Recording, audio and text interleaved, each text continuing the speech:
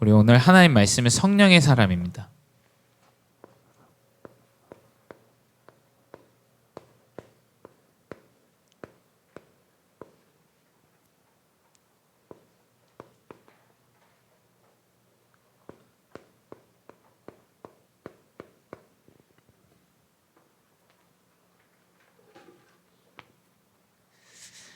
네, 우리 지금 에베소서를 계속해서 보고 있는데, 여러분 에베소서는 그 바울이 가장 어려운 그 감옥에 있을 때 이제 기록을 하고 그 에베소 교회에게 전달한 편지 내용입니다.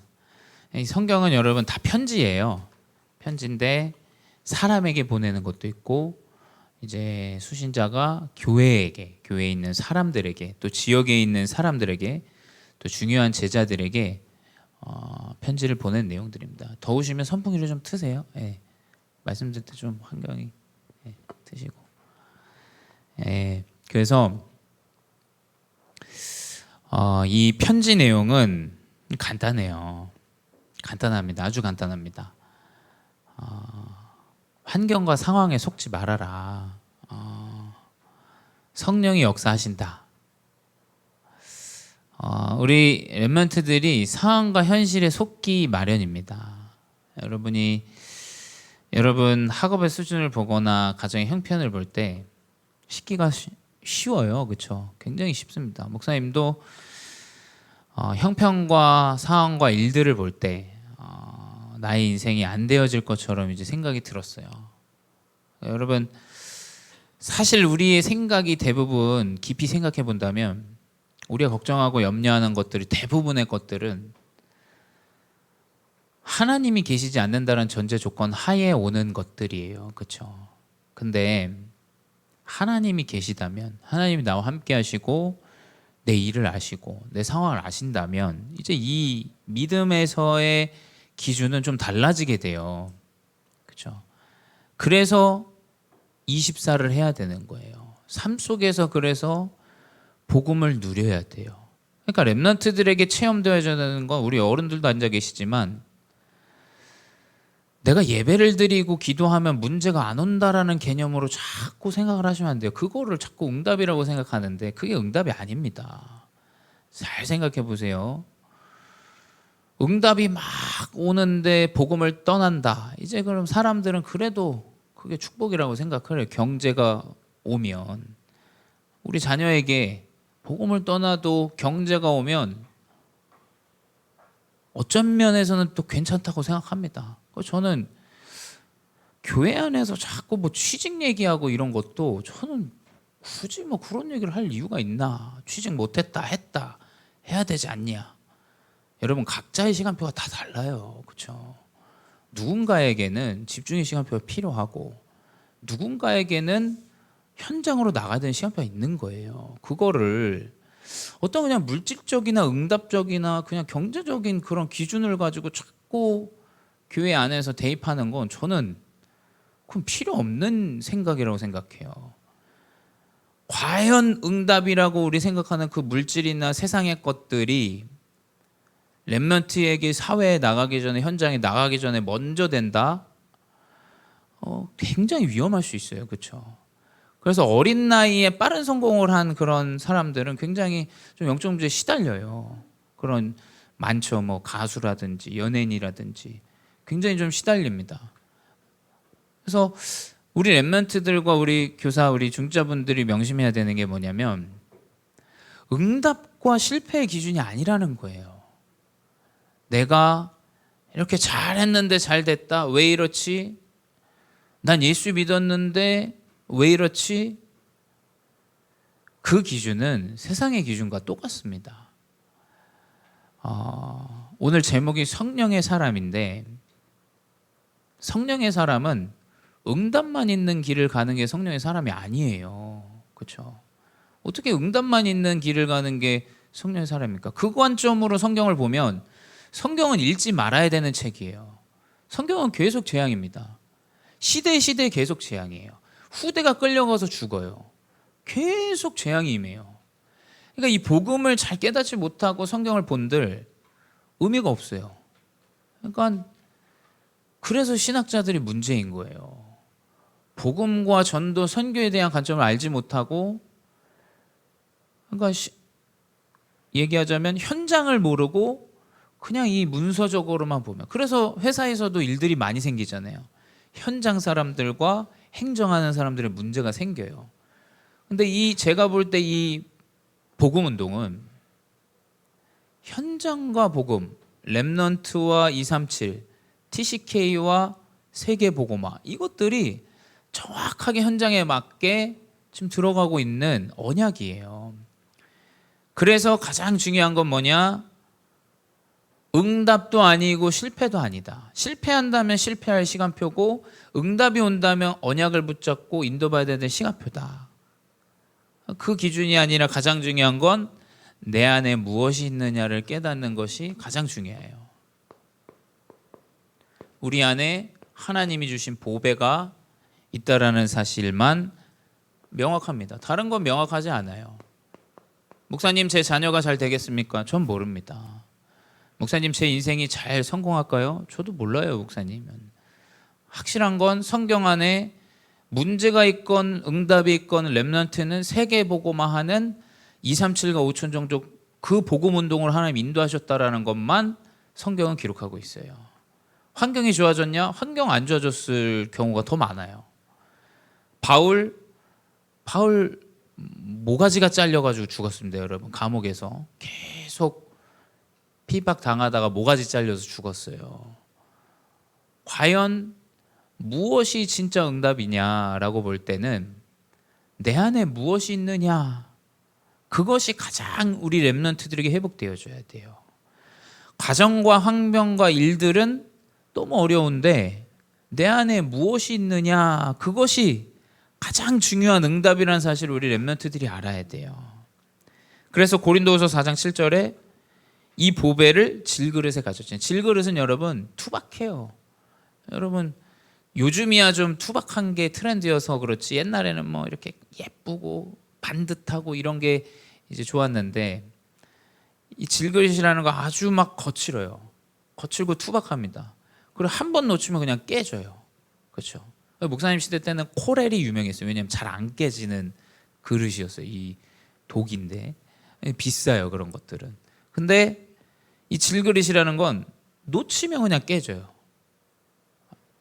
그만큼 우리의 육신은 깨어지기가 쉬워요. 쉽다는 얘기예요. 그 말은 문제가 안 온다는 얘기가 아닙니다. 여러분의 인생은 계속 깨질 거예요. 막 어려움도 찾아오고 또 반복되고 또 어려워지고 또 문제가 찾아오고 또 괴로워집니다. 근데 네 안에 뭐가 있냐, 지금 이 이야기를 하는 거예요. 지금 네 안에 네가 뭐가 있냐. 능력은 너한테 있지 않다. 네가 그러시기 때문에 능력이 네한테 있다고 생각하지만 네 안에 능력이 있는 것이 아니라 우리 안에 계신 하나님께 그 능력이 있다라고 기록을 하고 있어요. 여러분은 계속 반복돼서 무너져도 상관없어요. 영적 문제 계속 나올 겁니다. 또 무너지고 또 무너지고 또 무너질 거예요. 괜찮아요. 왜냐? 여러분의 모습은 그냥 질그릇이에요. 그러니까 반복되는 문제에 대해서 이야기를 할 필요가 없다는 거예요. 렘넌트 안에 무엇이 있습니까? 성령이 계세요. 성령이. 근데 렘넌트의 겉모습은 자꾸 깨질 거예요, 아마. 왜냐? 성령이 역사하셔야 되기 때문이지, 그릇이 자꾸 역사하면 어떡합니까? 그렇죠? 성령이 역사하셔야 돼요. 그러니까 내 안에 보배가 있다라는 걸 아는 렘넌트는 이제 이유를 깨닫게 돼요. 아주 중요하죠. 내 가정의 형편이 그것 때문에 그런 것이구나. 내가 영적 문제에 시달리고 남들과 좀 다른 것 같다라고 느껴지는 그 문제에 시달리는 이유가 이것이구나. 그 육신과 상관없이 하나님은 나에게 보배를 주셨구나. 여러분, 하나님이 보실 때는 여러분 어마어마하게 소중해요. 내가 볼 때 하나님 보실 때 여러분 소중하는 그 척도는 이수연이가 자토바이를 좋아하는 거와 비슷해요. 제가 볼 때. 내가 불러도 자토바이 소리 나면 막 튀어나가더라고요. 야, 수연아 이거 좀 해라. 근데 목사님, 야 하나님이 렘넌트에게 문제가 생기면 저렇게 하시겠구나라는 생각이 들더라고요. 문제가 오면 내 자녀가 문제가 오면 하나님께서의 관심은 우리 렘넌트들에게 있어요. 왜냐하면 렘넌트를 그만큼 사랑하기 때문이에요. 그 관점으로 볼 때 여러분의 문제 어려움들은 분명한 이유가 있어요. 여러분 아시겠죠? 하나님의 계획이 있어요. 하나님 뜻이 있어요. 그걸 깨닫게 돼요. 내 안에 보배를 가진 자는. 아, 이게 하나님 믿는데 나는 왜 이렇게 인생이 어렵냐? 그 관점 자체가 하나님 믿지 않는 관점이에요. 하나님을 모시지 않은 관점이에요. 그렇지 않습니까? 하나님 나와 함께 하시는 관점은 뭐냐면 내 문제는 이렇지만 하나님의 계획이 무엇일까? 하나님의 뜻이 무엇일까? 이제 이게 믿음의 자세와 믿음의 이제 그 여정이죠. 그 이유를 깨닫게 되고 그 이유 안에서 하나님이 나를 무엇으로 사용하겠다라는 이 사명이 회복되어져요. 이게 곧 여러분의 달란트겠죠. 여러분의 달란트는 가장 어렵고 괴롭고 싫은 것에 있어요. 여러분 그거를 자꾸 피하면 안 됩니다. 그걸 피하면 어떻게 되냐면 다른 방향으로 가요. 하나님이 계획하신 방향이 아니에요. 하나님이 계획하신 방향은 여러분의 가장 연약함 때문에 고통받는 그것 안에 있어요. 그렇죠? 그래야 우리가 곧 말하는 사명자가 되는 거예요. 그리고 그 사명 안에서 은혜가 나와요. 여러분 그 구루터기 선교회에서 뭐 이렇게 저렇게 뭐 사단 얘기한다고 얘기를 많이 했대요. 근데 이제 그건 영적인 걸 모르는 거니까.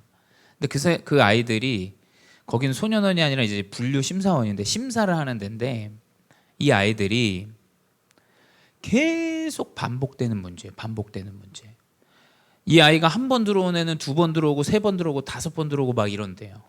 근데 그 말은 육신의 능력으로 되어지지 않는다라는 거예요. 그렇죠? 결국 그 아이들에게 필요한 건 그 문제 가운데 시달리던 증인이 필요한 거예요. 증인이. 사명자가 필요한 거예요. 그렇죠? 결국 여러분이 가지고 있는 영적인 문제는 사명자가 되어지는 귀한 발판이라는 사실을 여러분 깨달아야 돼요. 아, 나에게 이 문제를 주신 이유, 가정의 문제를 주신 이유, 다 하나님이 나를 증인으로 사용하시기 위하여 나에게 허락하셨구나. 그래서 그것으로 집중 속으로 들어가야 돼요.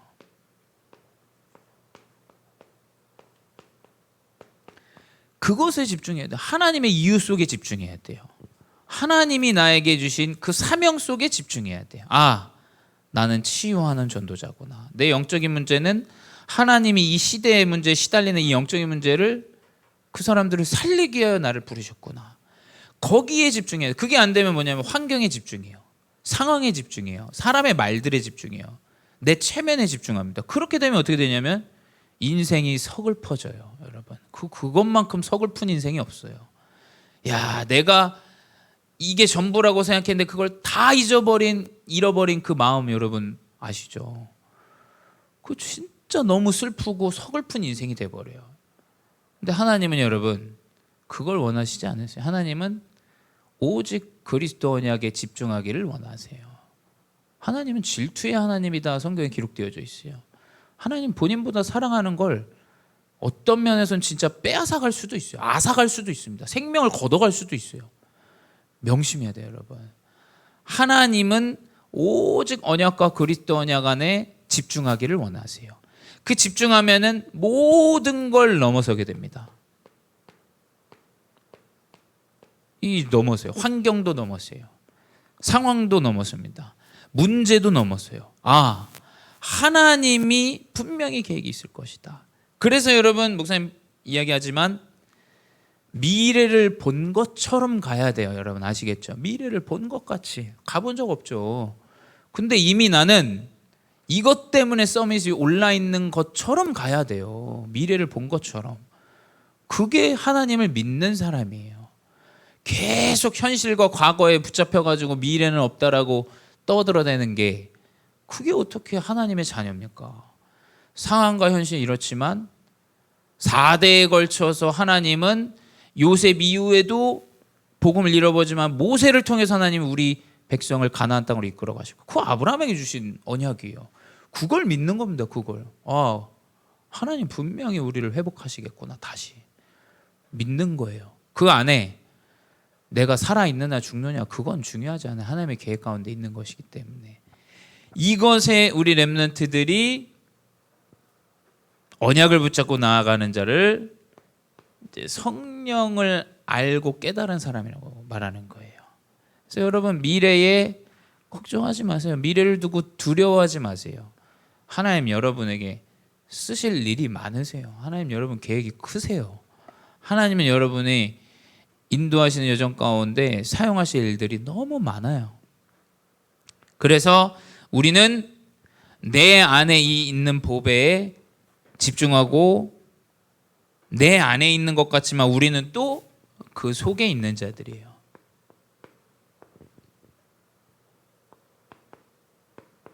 그 속에 있는 자는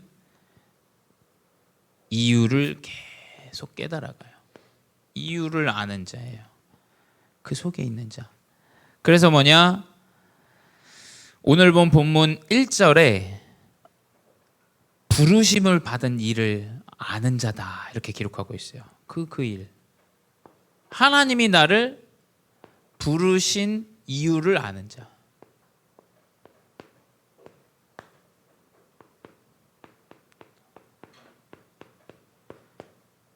하나님은 여러분을 부르셨을 때 분명한 이유가 있기 때문에 부르셨어요. 그래서 여러분 렘넌트가 그 부르심의 언약을 가지고 따라가는 건 뭐냐면 그냥 그걸 믿고 받아들이는 거예요. 믿음으로 받아들이는 거예요. 아, 내 가정의 문제, 내 인생의 문제는 하나님의 부르심을 받은 일들이구나. 여러분 그걸 그냥 깨닫기만 하면 돼요. 사상은 그거를 이제 굉장히 수준 낮게 여기지만 이제는 지금 바뀌었어요. 나를 깨닫는 게 이제는 전부가 된 시대가 됐어요. 깨달아야 돼요. 그렇죠? 아, 사람이 이걸 싫어하는구나. 그걸 깨달아야 그걸 안 하지.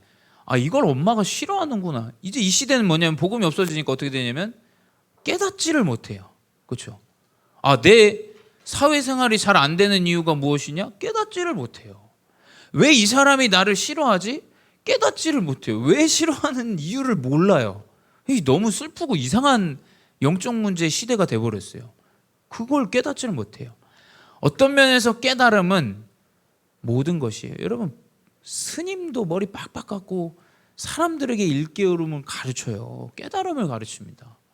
근데 크리스찬이 하나님을 믿지도 않고 깨닫지도 못하고 깨달음을 갖지도 못하는데 여러분 어떻게 승리를 합니까? 깨달아야 돼요. 깨달아야 돼요. 하나님이 나를 부르신 이유가 있다. 그 가정의 문제와 내 영적인 문제는 하나님이 부르신 이유다. 여러분 이게 회복되어져야 돼요. 그리고 뭐냐? 그것 가지고 하나 되어져요. 결국 그 속에 있는 자는 이 이유, 부르신 이유를 깨닫게 되는데 그것 때문에 하나 되는 자가 돼요. 이상하죠? 이상해요. 이 사람 이렇게 연약한데 그것 때문에 그 사람 때문에 하나가 돼요. 그게 에베소 4장 2절에 나와요. 모든 겸손과 온유하고 오래 참음으로 사랑 가운데서 서로 용납하고 평안에 매는 줄로 성령이 하나 되게 하신 것을 힘써 지키라. 여러분의 가장 연약한 그 부르신 이유 때문에 하나가 돼요. 하나가. 정말 어마어마한 일이죠. 여러분의 가장 연약함이 교회를 하나 되게 만들어요. 여러분의 가장 부족함이 여러분의 현장을 하나 되게 만들어요. 요즘 시대가 그렇잖아요. 여러분 요즘 시대는 잘난 척하는 걸 별로 안 좋아해요. 여러분 그건 너무 수준 떨어지는 이야기예요. 그렇죠? 내가 뭐가 잘 되고 내 가정이 뭐가 조금 더 좋고 내 자녀가 조금 더 잘 되고 여러분 그걸 싫어해요. 요즘 시대는. 그렇죠? 뭘 좋아하냐?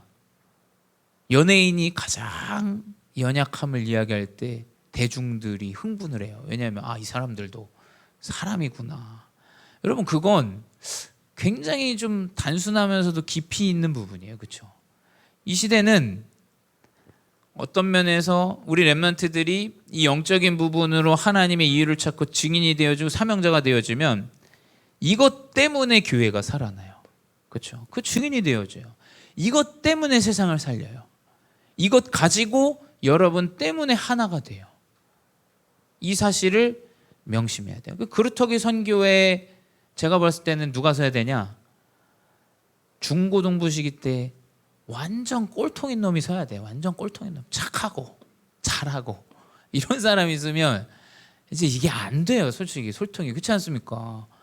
완전 무너졌는데 내 인생이 하나님의 은혜로 세우시더라. 그 증인이 서야 돼요. 결국 그것 때문에 하나 되어져요. 그것 때문에.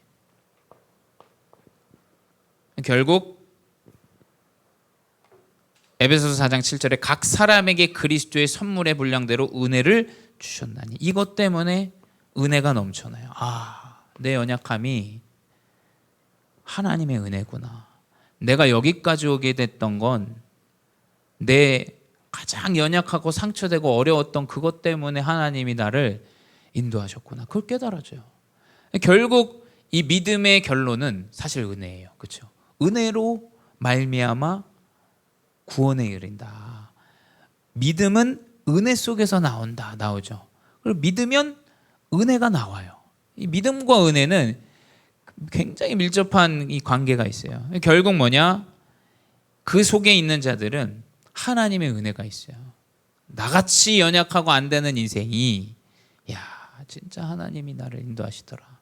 하나님이 나를 부르시더라. 나 같은 사람도 살아나는데 네 인생은 훨씬 괜찮아. 여러분 증인이기 때문에 여러분 인생이 망가져도 오히려 그건 하나님의 은혜 속에 있는 귀한 시작이 되어져요. 그래서 이 속에 여러분이 있으셔야 돼요. 그리고 여러분에게 주어지는 직책의 이유가 있어요. 여러분에게 각자에게 직책의 이유가 있는데 그 직책은 이제 사명이죠. 이 사명은 에베소서 4장 11절에 어떤 사람은 사도로, 어떤 사람은 선지자로, 어떤 사람은 복음 전하는 자로, 어떤 사람은 목사와 교사로 삼으셨으니 이 결국 뭐냐면 다 같은 말이에요. 여러분의 사명은 전도와 선교예요. 다 같은 말 아닙니까? 선지자, 사도, 복음 전하는 자, 목사, 교사 이거 다 뭡니까? 전도와 선교 언약을 붙잡은 자예요. 그렇죠? 여러분은 전도자입니다. 여러분은 선교사예요. 근데 어떤 전도자요 선교사냐? 여러분은 이방인의 뜰을 회복할 자입니다. 이방인을 살릴 자예요. 여러분 때문에 다민족이 살아납니다. 분명한 언약이에요. 여러분 때문에 살아날 거예요. 여러분의 직책은 다른 게 아니라 이방인을 살리는 직책이에요. 두 번째 뭐냐? 여러분은 병들하고 영적 문제에 시달리는 이 치유 대상자들을 살리는 자예요. 그래서 여러분 인생이 완전히 더 무너진다?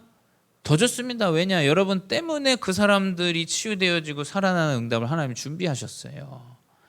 우리가 거룩하려고 남들보다 더 나은 인생을 살아보려고 하나님 복음 주신 게 아닙니다. 여러분 세상을 살리기 위해서 그리스도 언약이 온 거예요. 구원하시려고 그리스도가 오신 것이에요. 그 관점으로 볼 때 영적 문제에 시달리고 어려워하는 자들은 가장 중요한 전도 선교의 문이 되어져요. 세 번째, 여러분은 후대의 모델입니다. 후대의 뜰을 살리는 자예요. 그래서 여러분 언약을 붙잡고 꾸준히 이 성령의 언약을 가지고 집중 속에 들어가는데 여러분은 후대의 모델이 되어져요.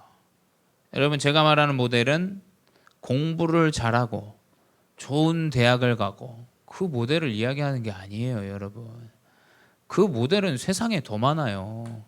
그 모델은 미국 가면 더 많아요. 우린 그 모델을 세우려고 지금 교회를 세운 게 아닙니다. 이 복음운동의 전도 선교의 사명을 가진 후대의 모델이라는 거예요. 여러분 때문에 살아나요. 여러분 때문에 후배들이 힘을 얻어요. 저 선배 저렇게 시달렸는데 저 사람 진짜 하나님 역사하시도록 이걸 후대가 봐야 돼요. 그렇지 않습니까? 야, 우리 목사님 참 배경 좋고 실력 좋고 대단한 사람들 이러면 이걸 보려고 제가 서 있는 게 아니에요. 그렇죠? 이걸 보려고 제가 말씀을 전하는 게 아닙니다.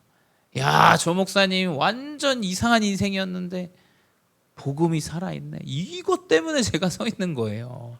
잘못 보시면 안 돼요. 그렇죠? 결국 하나님은 여러분의 사명을 세계 복음화하는 사명으로 이끌어 가세요. 그래서 여러분 절대 속지 마세요.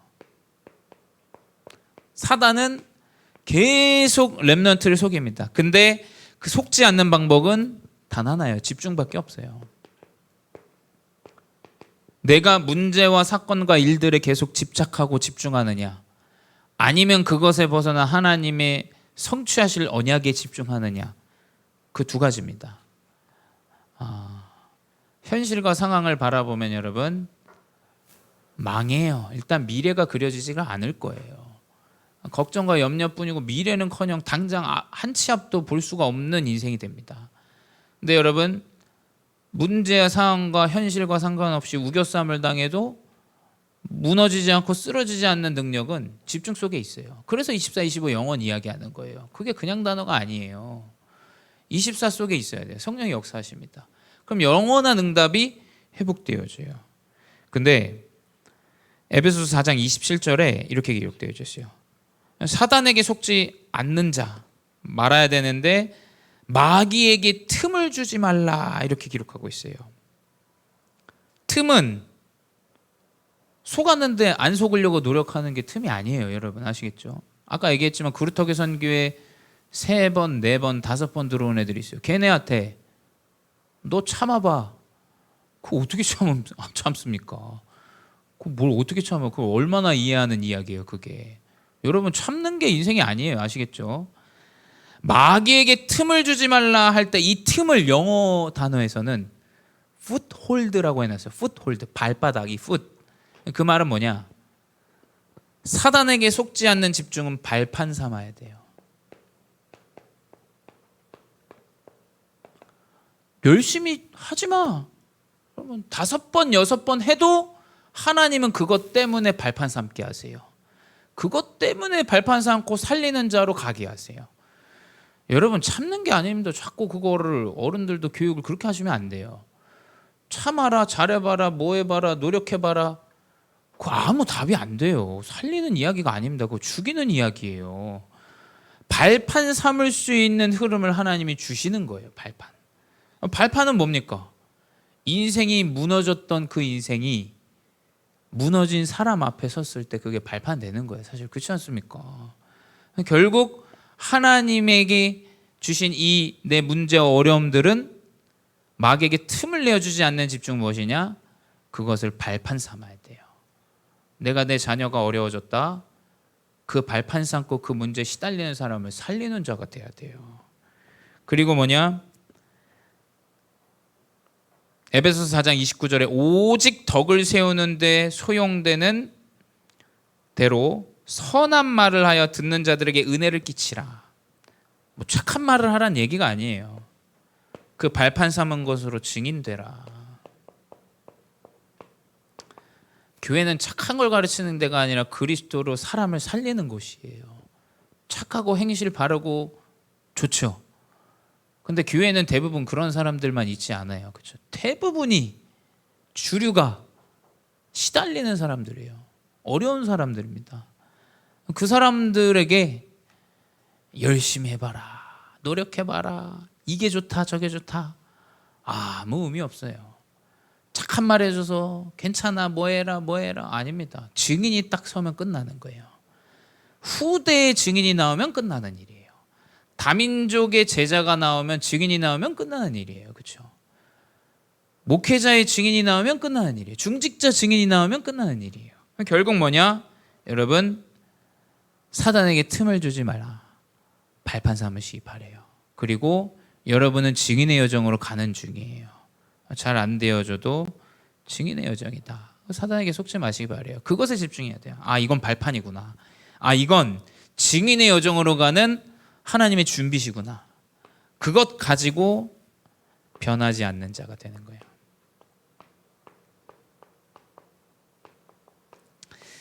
이 변하지 않는 건 뭐 여러 가지 말이 있죠. 그 목사님도 가끔씩 이렇게 좀 동기들을 만나면 이제 학교 필리핀 살 때 같이 지내던 동기들 그냥 뭐 일들이 있었으니까 다락방 안에도 만나면 이제 무슨 얘기를 하냐면 야, 너 아직도 거기 있어? 야, 아직도 거기 있어? 얘기해요. 이건 뭐냐면 굉장히 부정적인 이야기예요. 그렇죠?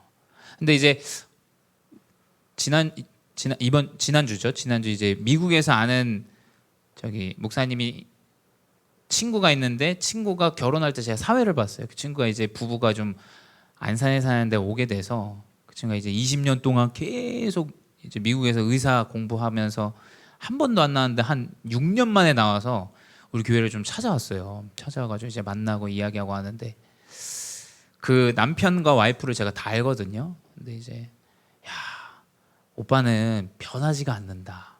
이 이야기는 좀 다른 말이죠. 여전하구나. 그 친구도 저한테 야, 너 여전하다. 야, 진짜 감사하다. 이제 이 이야기는 또 조금 다른 이야기겠죠. 그러니까 누군가는 변하지 않는 걸 굉장히 부정적으로 봐요. 근데 누군가는 그 변하지 않는 걸 굉장히 감사하게 여겨요. 근데 여러분, 진짜 응답은 뭐냐? 응답이 많이 찾아오는 게 아닙니다, 여러분. 아시겠죠? 진짜 응답은 변하지 않는 거예요, 사실은. 그죠? 왜 다이아몬드가 가치가 있냐면 세월이 흘러도 변하지 않아요. 바뀌지 않습니다. 금은 좀 모양이 바뀌어요. 금은 그래서 확인할 때 이로 치아로 깨물어 보잖아요. 왜냐하면 금은 그렇게 바뀌어요. 근데 다이아몬드는 바뀌잖아요. 그래서 굉장히 이제 이 가치가 있죠. 여러분, 문제가 찾아와도 집중 속으로 들어가야 돼요.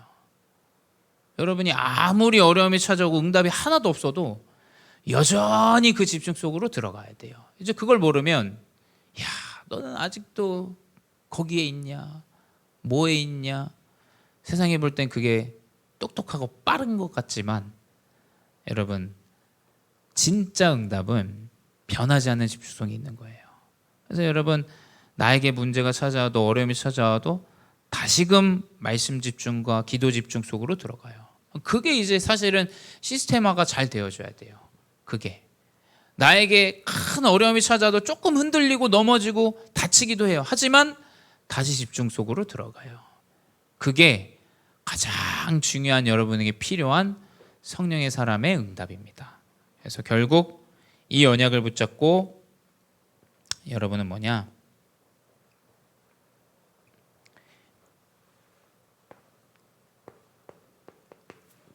이 속에서 하나님이 주시는 세계복음의 언약을 붙잡고 오직의 제자가 되시기 바랍니다.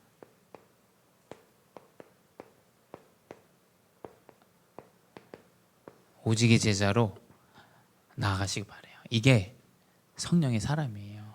이 언약 붙잡고 이번 한 주도 승리하는 귀한 증인들 되시기 바랍니다. 기도하겠습니다. 사랑의 하나님 감사합니다. 이 언약 붙잡고 인도받는 귀한 증인 되게 하시니 감사합니다. 주님, 그리스도 복음 안에 참된 비밀이 있음을 깨닫고 누리는 증인 되게 하여 주시옵소서. 지금도 살아계신 주 예수 그리스도의 이름으로 기도드렸사옵나이다. 아멘.